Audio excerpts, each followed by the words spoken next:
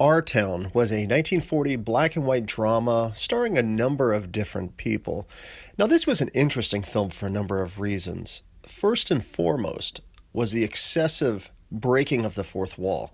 Now, look, I love a good breaking of the wall as much as anyone else, and nothing will ever top Hulk Hogan smashing down that fourth wall in Gremlins 2. But boy, they really seem to stretch the rules here in this movie. And I get it. It was based on a famous play by American playwright Thornton Wilder, from which he won a Pulitzer Prize, I guess, for drama. So maybe that was the idea, to extend that kind of theatrical element into the movie, to build on audience involvement or whatever. But I just found it a little unusual watching this. So the film opens up with a kindly old guy, Frank Craven, who is sort of our guide through this story. Now, right off, he's talking right to us in the audience, telling us about this little town, about Main Street, the local churches, and so on.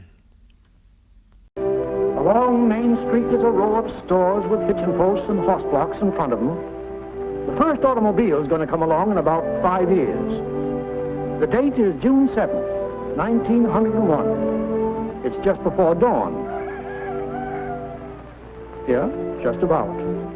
So then the actual story in the film starts in 1901, and our narrator gives us a rundown of events from that morning. Local doctors returning from delivering a baby, the milkman is making deliveries, and so on. And it's a cozy and quaint little town, and we see scenes of a family scrambling to get their breakfast, including a youngish William Holden. I guess he's supposed to be a teenager here, but he looks like he's in his 20s at this point, but whatever. And my three fans, you know that I'm a William Holden fan, and that's part of why I wanted to watch this film. But honestly, he's not really in this film very much. He's more of a supporting character. So there are more interesting fourth wall breaks that happen when the narrator introduces a different guy who's going to give us the socio-political report. And then this character, following giving this report, actually asks us, the viewer, is there anybody in the audience who would like to ask a question? Followed by, presumably, a voice in the audience asking a question. I mean, that's weird. Mr. Webb. Yes? Mr. Webb, is there any culture or love of beauty in Grover's Corners? Well, no, ma'am, not much. That isn't the sense you mean. There's some girls that play the piano over at the high school commencement, but they ain't happy about it. No, there ain't much culture. Robinson Crusoe and the Bible and Handel's Largo, we all know that, and Whistler's mother.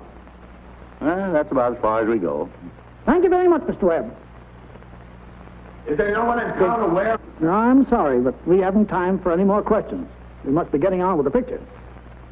So back to the story. The film presents William Holden's character. His name is George, and he's chatting with Emily, played by actress Martha Scott. And again, both are presumably in their teens here, but they both look like they're in their mid-20s. And later that evening, there's a scene where there's a choir practice taking place in town. And the guy directing the choir seems to be on the verge of a nervous breakdown or something. He's either going crazy or he's a raging drunk or something. And, they don't really quite resolve what happens to the character.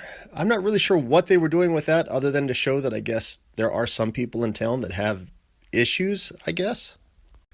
So George is in his room, he's struggling with math, and he's sitting by the window. And next door is actually where Emily lives, and she's by her window.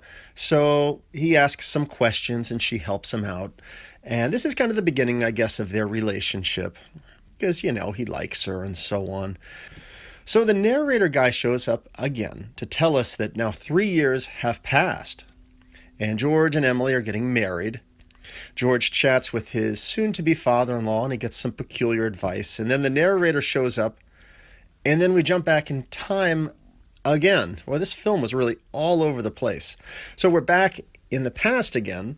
George and Emily are still sort of an item together, and they're having an awkward strawberry soda together. And the whole scene felt kind of cringy to me, but I guess it's supposed to be reflecting kind of the awkwardness of, teenage dating or something. Oh, The day wouldn't come when I wouldn't want to know everything about our town.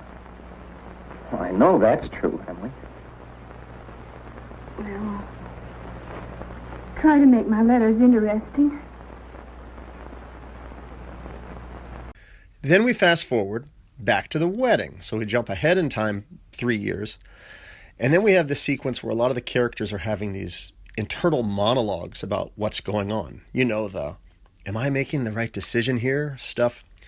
Then after the wedding, we cut to the narrator, and the film kind of takes a dark direction because narrator guy is now at a graveyard, and he starts waxing philosophic about death and so on for a good amount of time.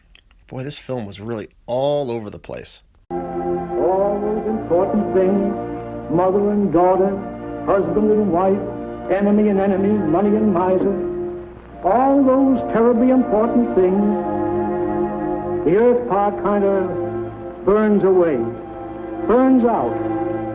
And what's left? What's left when memory is gone?